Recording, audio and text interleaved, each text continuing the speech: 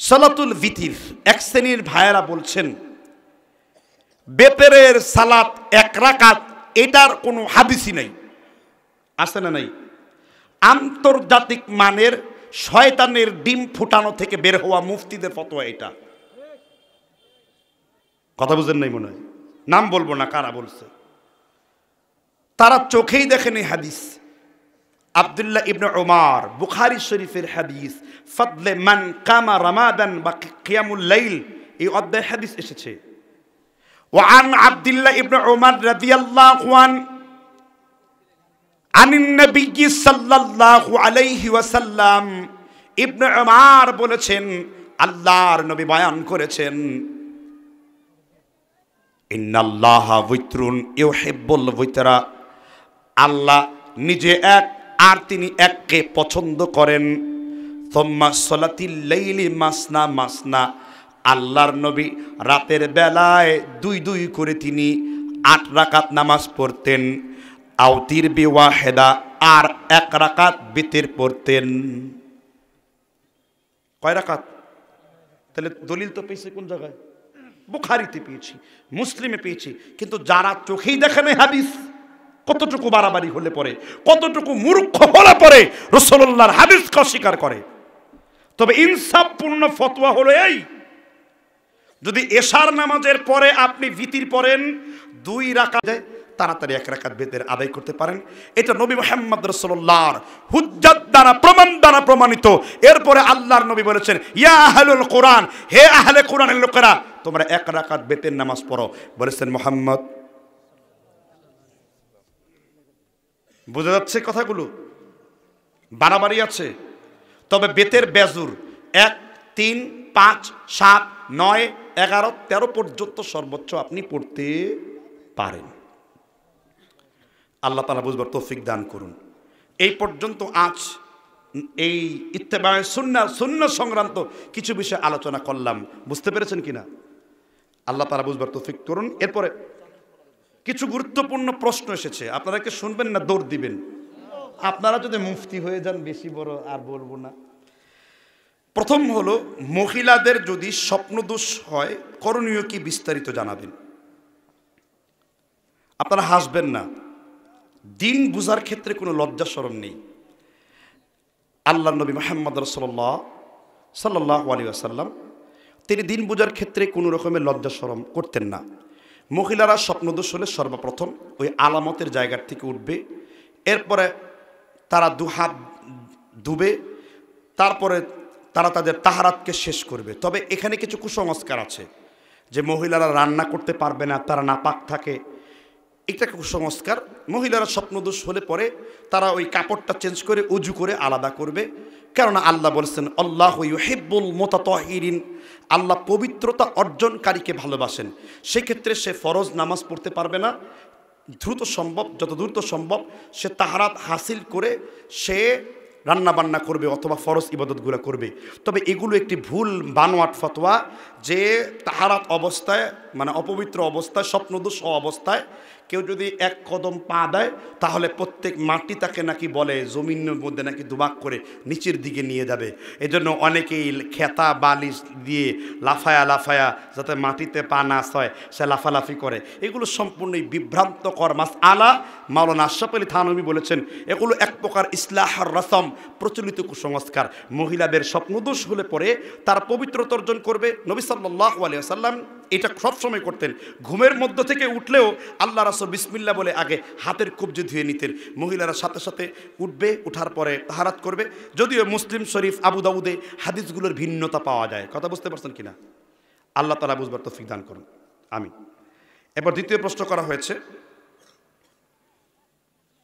পরিহিত কাপড় পরে মিন্স হওয়া মহিলার সাথে কি সঙ্গম করা যাবে কিনা? অনেক লজ্জাকর প্রশ্ন এগুলা। দলিল রয়েছে মুসলিম এবং আবু দাউদের মধ্যে। নবী সাল্লাল্লাহু আলাইহি ওয়াসাল্লাম এর স্ত্রী আম্মা জান আয়েশা যখন হায়েস অবস্থায় থাকতেন। ওয়াশিদ্দা মিজারহু, কোমরের মধ্যে মোটা করে দড়ি বাঁধতেন।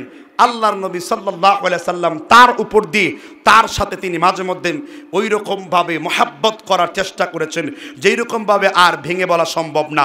কিন্তু অবশ্যই তার পাশে একটি চাদর থাকতে হবে, আর থাকতে হবে যেমন মা আয়েশা সিদ্দা মিজার মোটা পট্টি বেঁধেছেন, কাপড় বেঁধেছেন। এই অবস্থায় আপনি করতে পারেন, কারণ অনেক সময় পুরুষের জন্য এটা কন্ট্রোল করা কি হয়ে থাকে, মুশকিল হয়ে থাকে। জনাবে মুহাম্মদ রাসূলুল্লাহ সাল্লাল্লাহু আলাইহি সাল্লামের ব্যক্তিগত জীবনগুলোকেও আমার আল্লাহ মুসলিম শরীফের হাদিসের মাধ্যমে আমাদের কাছে হাইড করেছেন, কারণ প্রত্যেকটা মাসআলাই উম্মতের জন্য শিক্ষা। সুবহানাল্লাহ।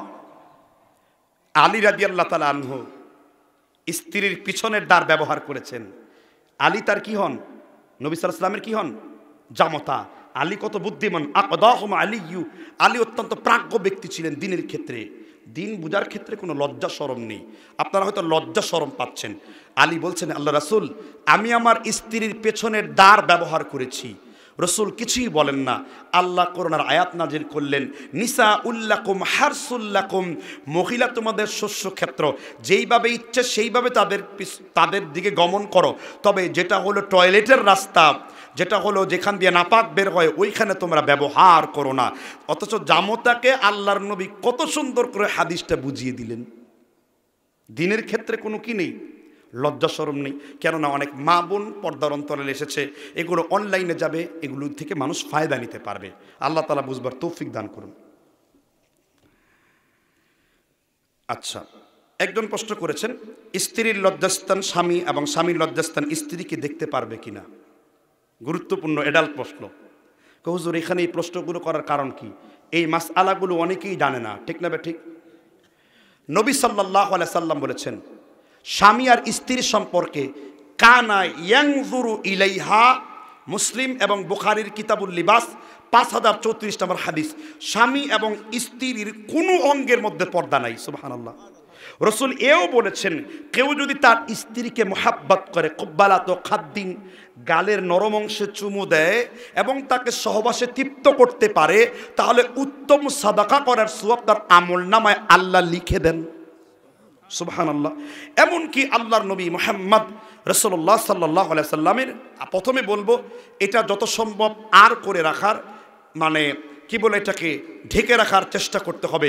মহান আল্লাহ আমাদেরকে শিক্ষা দিয়েছেন, স্বামী এবং স্ত্রী একই পোশাকের আওতাভুক্ত। হুন্না লিবাসুল্লাকুম ওয়া আনতুম লিবাসুল্লাহুন্না।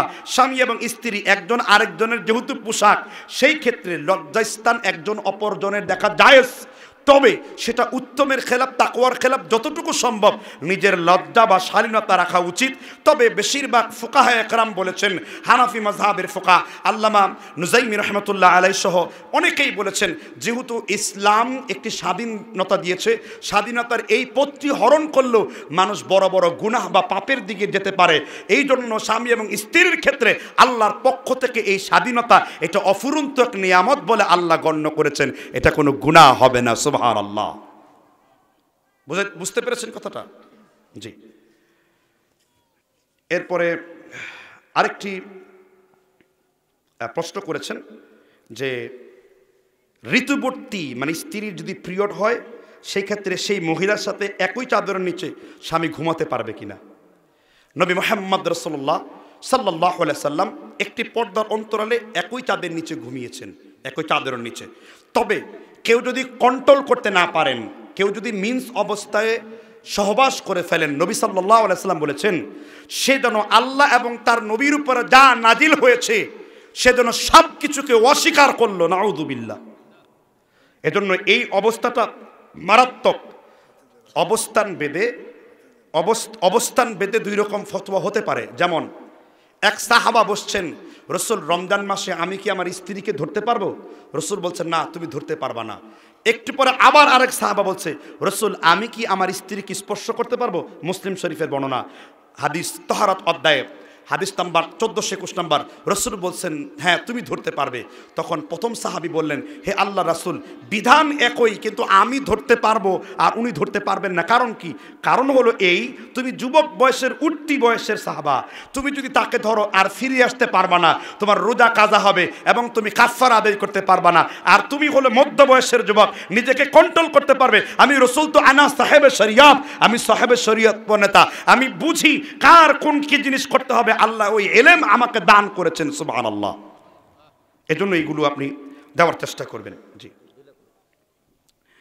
হুজুর, ডিলা কুলুকের মাসলা কোন? শব্দটা একটু একটু অশুদ্ধ ভাষায় লিখেছে, মানে হলো তাহারাতের মাসআলা বলেন। একটু বিস্তারিত বলি, 2-3 মিনিট সময় লাগবে, বিরক্ত হবেন? তাহারাত আদায় করা এটা অত্যন্ত গুরুত্বপূর্ণ বিষয়। মুসলিমে এসেছে, সহিহ মুসলিমের হাদিস, আত-তুহুরু শাতরুল ঈমান, পরিচ্ছন্নতা ঈমানের অঙ্গ। সুবহানাল্লাহ। আল্লাহু জামিলুন ইউহিব্বুজ জামাল, আল্লাহ নিজের সৌন্দর্যকে পছন্দ করেন। রাওয়াহু মুসলিম। মুসলিম শরীফের এসেছে আদাবুল মুফরাদের 886 নম্বর হাদিস, আল হায়াউ শু'বাতুম মিনাল ঈমান, লজ্জা হলো মানুষের ঈমানের অলংকার। সুবহানাল্লাহ। কিন্তু অধুনা দেখা যাচ্ছে কিছু মানুষ ঢিলা কুলুক নিয়ে 40 কদম, 35 কদম, 36 কদম হাঁটাহাঁটি করে। দেখছেন কিনা? একজন পুরুষ আরেকজন পুরুষের গোপন অঙ্গ দেখা সমস্ত মাযহাবের মতো কবিরা গুনাহ। কি গুনাহ? কবিরা গুনাহ। মাওলানা আশরাফ আলী থানভী তার উর্দু একটি কিতাব ইসলাহ আর রসমের মধ্যে লিখেছেন, যদি কারো পর্দা রেখে তহরাত আদায় করতে মনে চায়, সে এমন একটি নির্জন জায়গা বাসবে লুকচক্ষুর অন্তরালে। আল্লাহর নবী কত সুন্দর করে তহরাত করতেন। আল্লাহর রাসূলের খাদেমের নাম কি? আনাস ইবনে মালিক। তিনি বললেন, হে আনাস, আমার জন্য তুমি একটা দেওয়াল তৈরি করো, হিজাব তৈরি করো, পর্দা তৈরি করো, কেননা আমি রাসূল তাহারাত করব। তো আনাস খুঁজে পাইলেন না। আল্লাহর রাসূল একটা গাছের মাথাকে ধরলেন, শিকড় শুদ্ধ কাণ্ড শুদ্ধ রসুলের সামনে নিয়ে আসলেন। গাছ দুইটি রসুলকে পর্দা করলেন, রসুল সেখানে নিশ্চয়তার সাথে তাহারাত আদায় করলেন। অতঃপর গাছগুলো আবার নিজে নিজেই তার স্থানে চলে গেল। সুবহানাল্লাহ। তাহলে রসুল কতটা কার্টিসিয়াসের সাথে তার খাদেমের সামনেও তিনি পর্দা করেছেন। আর আজকে কিছু ভাইদেরকে দেখা যায় গুপ্তাঙ্গে হাঁটাহাঁটি করে নেচে কুদে কেশে একাকার হয়ে যায়। কোথায় জনাবে রাসূলুল্লাহর শিক্ষা আর কোথায় আপনাদের শিক্ষা? কোন মাযহাব আপনাকে নোংরামি শিখায় নাই। ক্লিয়ার কথাটা? আর 40 কদম হাঁটতে হবে, এটা একটা বিদআতি ফতোয়া। যতটুকু প্রয়োজন আপনি ততটুকু সারবেন।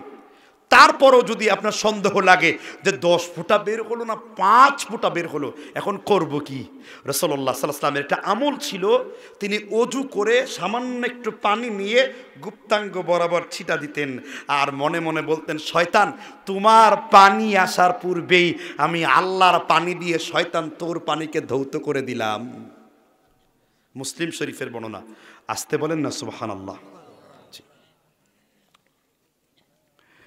নামাজের বুকের উপর হাত বাঁধা বুখারী শরীফ মুসলিম শরীফ কোথাও কোনো হাদিস আছে নির্দিষ্ট বুখারী শরীফ মুসলিম শরীফে বুকের উপর নাবির হাত বাঁধতে হবে এরকম কোনো হাদিস আছে দলিল সহ? বহুত আলোচনা করেছি, প্রায় 22 মিনিট পর্যন্ত এ ফতোয়ার উত্তর দিয়েছি। আমি বুখারী থেকে হাদিস উল্লেখ করিনি। করিনি। আমি আবু দাউদ থেকে হাদিস উল্লেখ করেছি, মুসান্নাফে সহিহ ইবনে খুজাইমা থেকে 594 হাদিস উল্লেখ করেছি। বুখারী শরীফের সাহাল ইবনে সাদের যে হাদিস ডান জেরা বাম জেরার উপর রাখতেন, এখানে স্পষ্ট কথা লেখা নেই বুকের উপর হাত বাঁধার কথা বুঝতে পারছেন কিনা? তাই যেখানে স্পষ্ট আছে সেখানে বলেছি, কোন জায়গায় নাভির নিচে আছে সেটা বলেছি। আপনারা আবার আলোচনাটা শুনবেন, ভিডিও থেকে নামিয়ে নেবেন, ভালো করে বুঝতে পারবেন। আশা করি আমি যেইভাবে আপনাদেরকে বুঝিয়ে বলেছি বাড়াবাড়ি সারাসারি সারা, এরপরও যদি আপনার ঝগড়া করার খোঁজলানি থাকে, ডেট তারিখ নির্ধারণ করুন, অনলাইনে ডিবেট করুন, আমরা প্রস্তুত আছি ইনশাল্লাহ।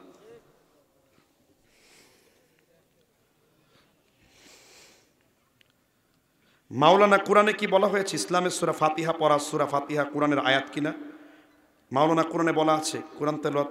সূরা ফাতিহা কোরআনের শুধু আয়াতই না, আবু সাইদ খুদরি হাদিস বর্ণনা করেছেন, সূরা ফাতিহা হলো সাবআম মিনাল মাসানি, কোরআনের আয়াতের পরে 7টা স্পেশাল আয়াত, এবং স্পেশাল আয়াতের সাথে আল্লাহ কোরআনে আজিমকে আল্লাহ তাআলা নাজিল করেছেন। তাই সূরা ফাতিহা নামাজের কিরাতের অংশ, এটা নামাজের অংশ। আর মাওলানা শব্দটা কোরআনে বলা আছে কিনা এটা জানতে চেয়েছেন। মাওলানা শব্দটা কোরআনে আছে। আপনার প্রশ্ন হলো যে কোনো মানুষকে মাওলানা বলে ডাকা যাবে কিনা। আমাদের দেশে একটা ফতোয়া আছে না যে হুজুর মাওলানা বলেন কেন? মাওলানা শব্দের অভিধানিকগত অর্থ হলো মাওলানা, মাওয়াল্লি, মাওলাহুম। যালিকা বিআন্নাল্লাহা মাওলাল্লাযীনা আমানু। মাওলা শব্দের অনেকগুলো অর্থ আছে। মাওলা কখনো বন্ধু, মাওলা কখনো সঙ্গী, মাওলা কখনো ইত্যাদি ইত্যাদি অর্থ এসেছে। তবে নবী সাল্লাল্লাহু আলাইহি ওয়াসাল্লামের সাহাবীগণ কেউ কাউকে মাওলানা বলে সম্বোধন করেনি। পাক ভারতের মানুষ মাওলানা বলতে মুরব্বীদেরকে সম্বোধন করে কথা বলেছেন। কথা বুঝতে পারছেন কিনা? এবার দ্বিতীয় বিষয়টা আসেন। যদি কেউ কাউকে মাওলানা বলে সে কিন্তু মুশরিক বা কাফের হবে না বা বিদআত করবে না। উত্তমের তুলনায় অনুত্তমের তুলনায় উত্তম হলো মাওলানা শব্দ না ডেকে তাকে শায়েখ বলা। তাহলে যে কোরআনে আছে আনতা মাওলানা ফানসুরনা আলাল কওমিল কাফিরিন, হে আল্লাহ তুমি আমাদের মাওলানা। হুজুর আল্লাহও মাওলানা, হুজুরও মাওলানা, আসল মাওলানা কে?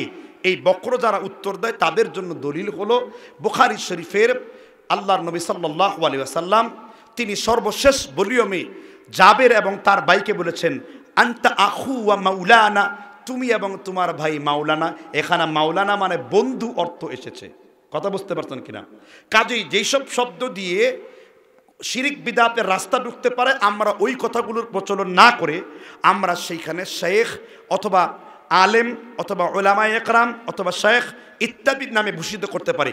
কিন্তু তারপরেও যদি কেউ মাওলানা বলে তাকে হারাম বলে ফতোয়া দেওয়া, বিদআত বলে ফতোয়া দেওয়া, মুশরিক বলে ফতোয়া দেওয়া, এটাই হলো দিন মে গুলু হয়, এটা হলো শরীয়তে বাড়াবাড়ি।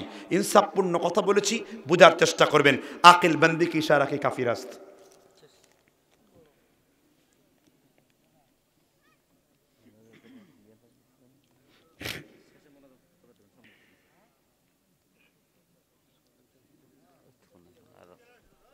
অনেক বড় প্রশ্ন এখানে গরুর রচনা পড়তে বসিনি। হ্যাঁ, প্রশ্ন হতে হবে অল্প সংক্ষেপ কথায়। হাদিস সহিহ অথবা জয়ীফ এ কথা কি আল্লাহ পাক বললেন না রাসূল বলেন? এটা নিয়ে বাহাস হলো কয়দিন। হাদিস সহিহ না দঈফ এটা আল্লাহ পাক বলেন নাই, নবী সাল্লাল্লাহু আলাইহি ওয়াসাল্লাম বলেননি। প্রত্যেকটা জিনিস তাহলে তো আমি বলবো। গুরুত্বপূর্ণ প্রশ্ন, রাগ করবেন না তো? ইবনে ইসাককে যদি কেউ প্রশ্ন করতো অজু ভাঙার কারণ কয়টি, ইবনে ইসাক বলতেন এটা নাস্তিক এবং জিন্দিকদের প্রশ্ন। অজুর ফরজ কয়টি?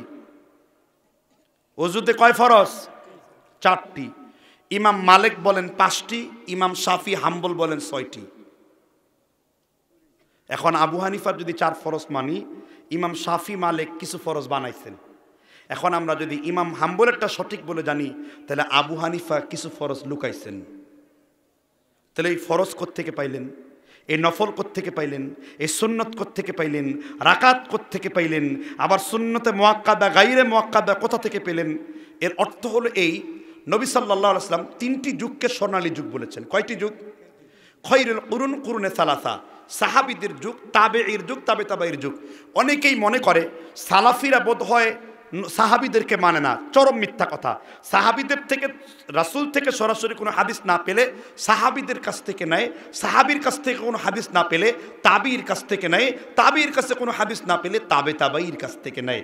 আর এই বুখারী, মুসলিম, আবু দাউদ, নাসাই, ইবনে মাজাহ এগুলো সব তাবেঈ এবং তাবে তাবাইর যুগেই কি হয়েছে? সংকলিত হয়েছে। যেহেতু নবীজি বলেছেন কয়টা যুগকে স্বর্ণালী যুগ? প্রত্যেকটা যুগ পড়েন না সুম্মাল্লাযীনা ইয়ালুনাহুম সুম্মাল্লাযীনা ইয়ালুনাহুম। নামাজের খুতবায় বলেন সাহাবীদের যুগ, তাবির যুগ এবং কার যুগ? তাবে তাবাইর যুগ। সুতরাং এই সমস্ত কিছু কথা আহলে কোরআনরাও দাবি করে থাকে। যেহেতু ইমাম সর্বপ্রথম হাদিসের কিতাবের নাম কি? সর্বপ্রথম হাদিসের কিতাবের নাম কি? মুয়াত্তা ইমাম মালিক, ওই যে একজন জ্ঞানী মানুষ প্রশ্ন দিয়েছেন, অনেকেই বুখারী বলে ফেলেন। সর্বপ্রথম হাদিসের সংকলিত ইমামের নাম হলো ইমাম মালিক। তার বাবা একজন তাবেই, তার বাবা দাদা একজন তাবেই, তার দাদার বাপ বিখ্যাত সাহাবী। আস্তে কোন সুবহানাল্লাহ। ইমাম মালিক কাজী সংশয়পূর্ণ হাদিসের সহিহ দৈব করেছেন ইমামগণ। তারপরে অজুর ফরজ নফল সুন্নত বানিয়েছেন কারা? ইমামগণ। ইমামগণ এগুলো কুরআন এবং হাদিসের আয়াত এবং হাদিসের মানে উপর লক্ষ্য করে গুরুত্ব দিয়ে কোনোটাকে ফরজ, কোনোটাকে নফল, কোনোটাকে সুন্নাহ, কোনোটাকে মুবাহ ইত্যাদি ইস্তেলাহ বা পরিভাষা বানিয়েছেন।